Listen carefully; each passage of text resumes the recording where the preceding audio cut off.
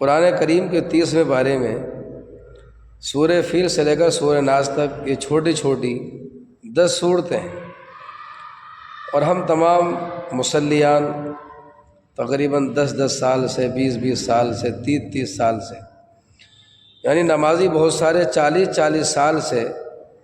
یہ چھوٹی چھوٹی صورتیں وہ ہیں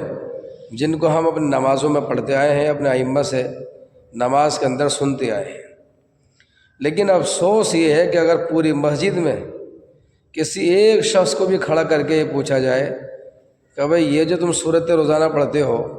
کوئی بھی ایک صورت لے لو، مثلاً سورہ فیل لے لیں، الم تر کیف فعل ربک باصحاب الفیل،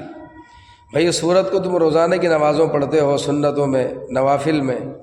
ذرا یہ تو بتا دو کہ اس صورت کے اندر تمہارا پروردگار تم سے کہتا کیا ہے، اس صورت کے اندر بیان کیا کرنا چاہتا ہے، تمہیں کس چیز کا حکم دینا چاہتا ہے، تمہیں کس چیز سے منع کرنا چاہتا ہے۔ تو سچ بات یہ ہے کہ پوری مسجد کے اندر ایک شخص بھی شاید ایسا نہ نکلے گا علماء کو چھوڑ کر عوام میں سے جو یہ جانتا ہو کہ اللہ تعالیٰ نے قرآن کریم کی صورت میں کیا فرمایا ہے، کس چیز کا حکم دیا ہے، کس چیز سے منع کیا ہے۔ آپ دیکھیے کہ ہمیں اس چیز کی فکر ہوتی کیوں نہیں ہے کہ 20 سال سے ایک چیز کے ہم رٹ لگا رہے ہیں، روزانہ پڑھ رہے ہیں، لیکن ہمیں پتہ ہی کچھ نہیں کہ اللہ تعالیٰ ہم سے کہنا کیا چاہتا ہے، ہم اس سے کہہ کے رہے ہیں اپنی زبان میں، عربی زبان میں، وہ ہم سے کیا کہنا چاہتا ہے یا ہم اس سے کیا کہہ رہے ہیں، ہمیں خبر ہی کچھ نہیں۔ آج ہمیں اپنے بچوں کو پڑھانے کی اتنی فکر ہے کہ ان کو بہترین سے بہترین اسکولوں میں بھیجتے ہیں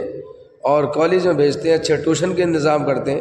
لیکن سچ بتائیے کہ کیا ہم نے اب تک یہ سوچ کر کہ ہماری جو شریعت ہے، ہمارا جو دین ہے، ہمارا جو اسلام ہے، وہ صرف اور صرف عربی لینگویج میں، عربی زبان میں، عربی لغت میں ہے، لہٰذا ہم میں سے کسی شخص نے اس بات کی فکر کی کہ ہم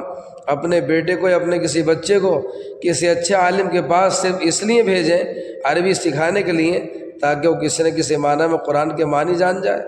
ہم نے کوئی فکر نہیں کی چیز کی۔ کل اگر اللہ تعالیٰ نے ہم سے سوال کر لیا تو ہم کیا جواب دیں گے